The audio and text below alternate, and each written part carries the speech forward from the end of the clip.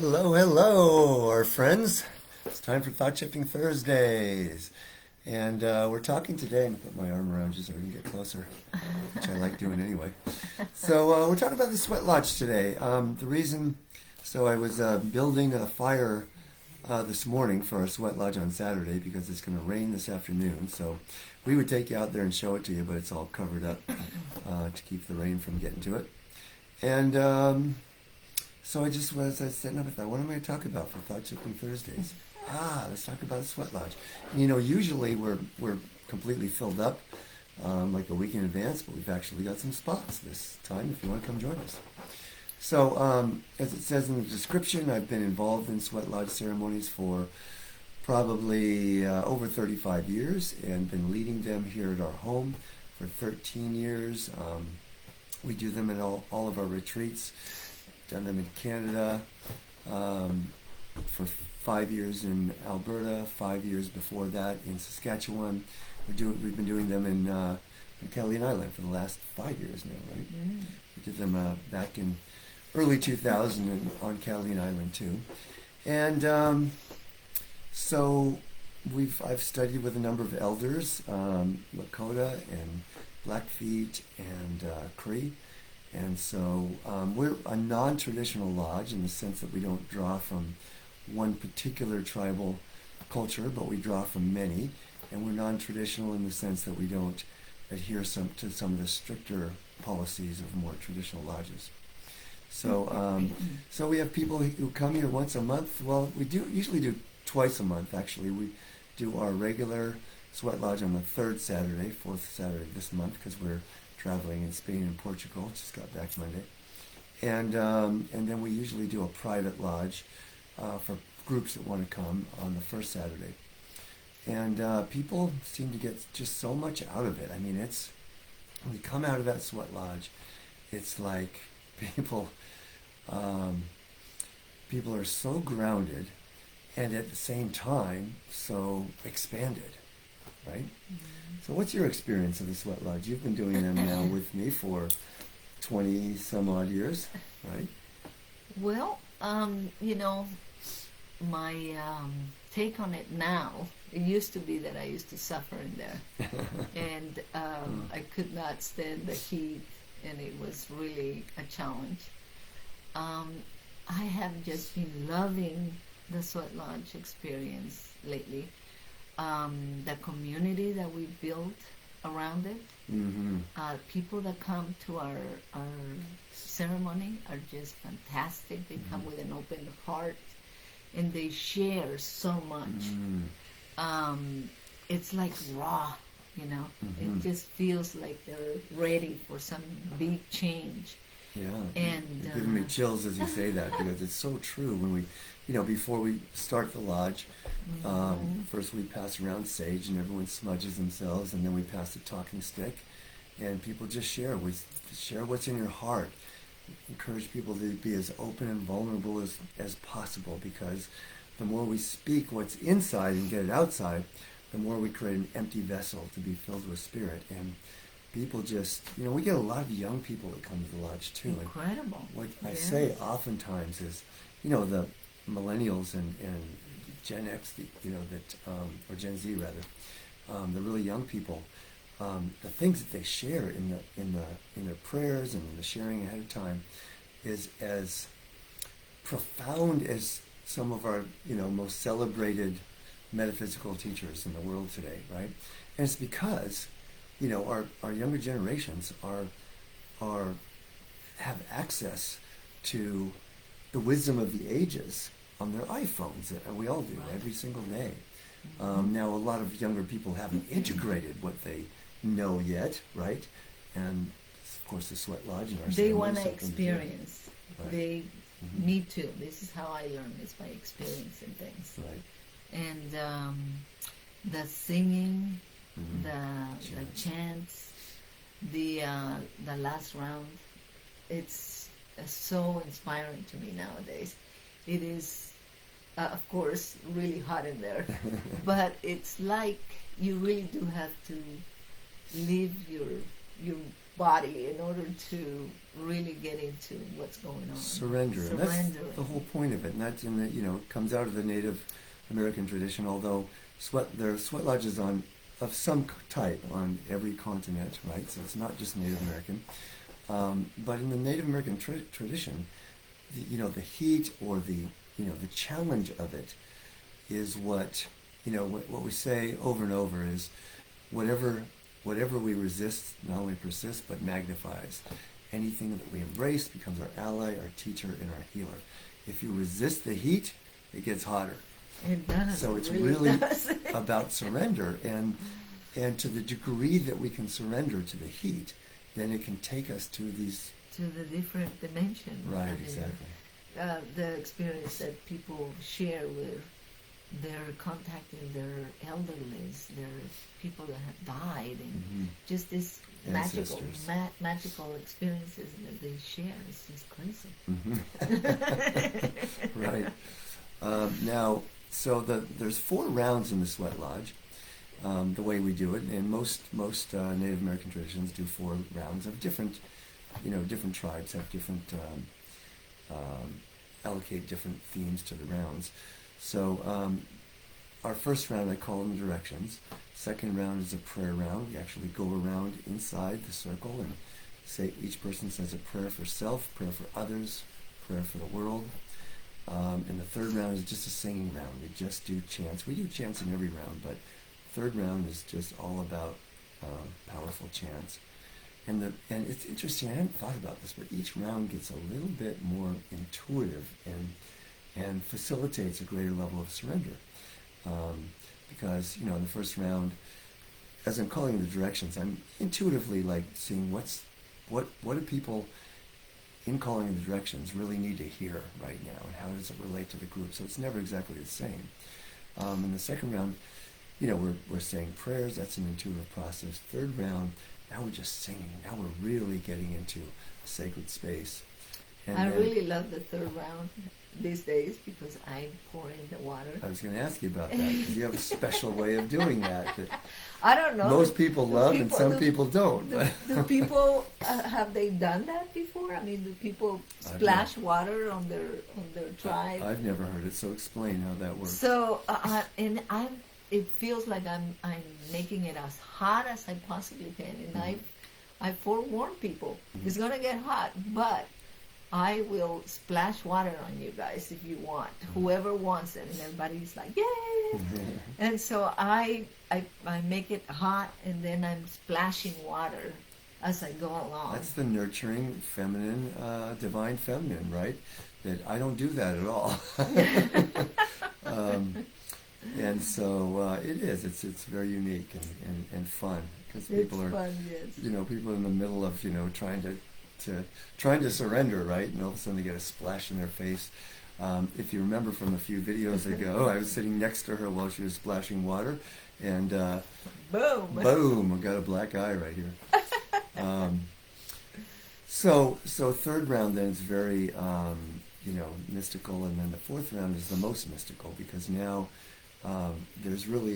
we do a little bit of oming, kind of toning, and that kind of. And that really helps us to surrender.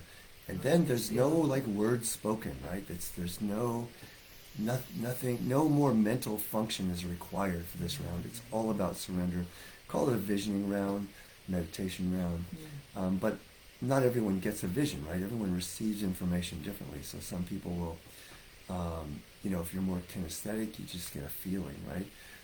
If you're visual, you might get an image. If you are more auditory, you might hear something, spirit whispering in your ear. And by the way, each round, the way we run the Sweat Lodges, the first round is generally, it doesn't always work out this way, but this is the intention, is the longest and the mildest, and then each round gets progressively shorter and progressively hotter. So the last round is only about 15 minutes or so, 15, maybe sometimes 20. And it gets super, super hot, to the point where everyone's lying down and just... I love getting into a fetal position and just trying to get that image that I want, with the intention, the prior intention. Right. Whether it is, what is my future going to be like? Any question that I want, it feels like, and it seems like I get answers very, very easily in there. So that's why I love it so much. And people come with all kinds of intentions. We've just seen amazing healings myself. Everything I bring into the lodge for healing. And the older we get, the more things there are to be healed, it would appear. It's just amazing. I mean, lowering blood pressure, lowering cholesterol.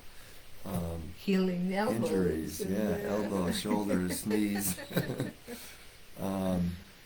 It's amazing when people set an intention, and then we go into that surrendered place. There's a relationship between those two things. Is being really clear about what you want and speaking it out, and then surrendering into the magic, of the ceremony, the alchemy of it. It is a magical thing. It's really hard.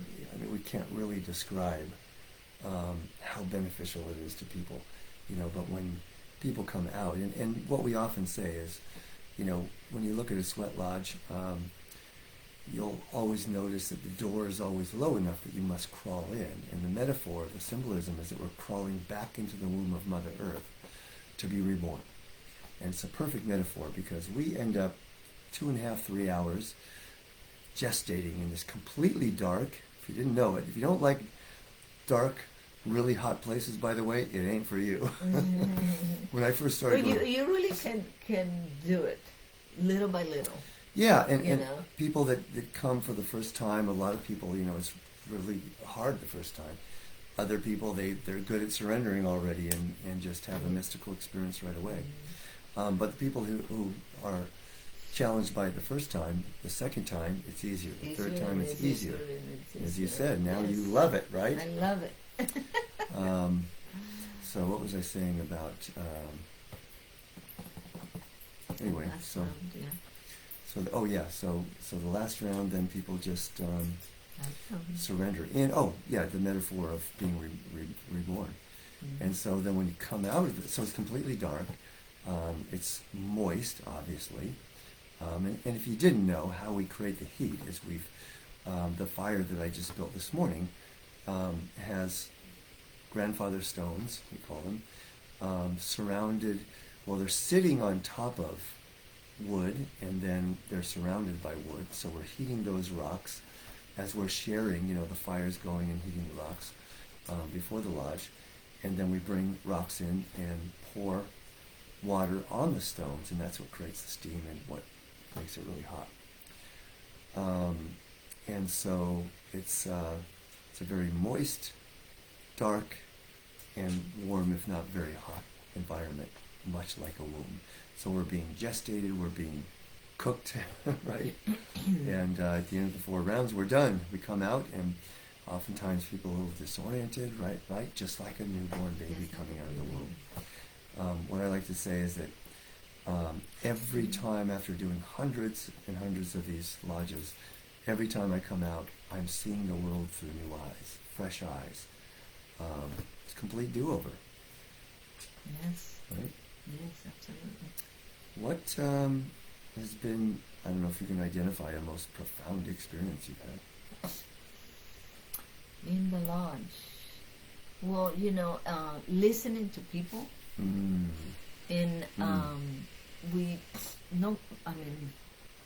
Some people I know, because they come over and over and over, but brand new people that's never been here. Right. At the end of the lodge. Does Toby want to get in on this? He My might. dog is up here wanting to get in on the video. Come here, boy. Come here. Come here. Show the people. Oh, come here. And then Toby sometimes tried to get in the lodge because his mommy is there. That's and he wants to be wherever his mommy is. That's right. That's right. So just relating to people in such a profound way is just been phenomenal in my life. Just connecting heart to heart. It just feels like these people that I didn't know 3 or 4 hours ago, now we're like brothers and sisters. We are brothers and sisters. Obviously, we're all made from the same God, but it just feels like we're closer and we can do anything. Right. Okay. Bye. Yeah, that's what people always, a lot of people say is when they hear other, I'm getting tears, I think about it, when they hear other people praying from such a vulnerable and open-hearted place. And that people come here to do that. Right.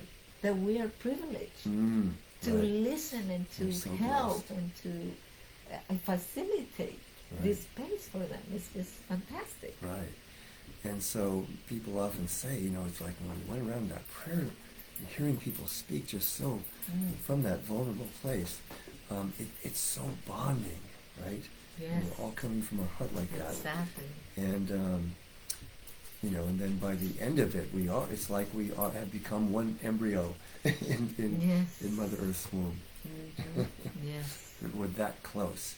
And nowadays we limit it to 20 people. We started doing that during COVID. First it was 10, then it was 15, then 20. And people really seem to love the smaller groups. We used to have, 30 would be pretty common. One time we actually got 37 people in the lodge, which was actually too many. But I kind of wanted to push the envelope and see what was possible. Well, and that's one of the reasons why I didn't participate as much. So I like to be comfortable. I like to lay down, and it's, to me, I treat it as not just as a sacred ceremony, but as a spa day for me.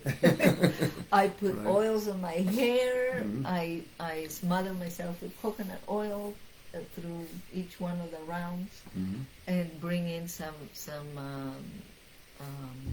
oils, and that help me. It makes it better. And I don't do that. Again, that nurturing divine feminine.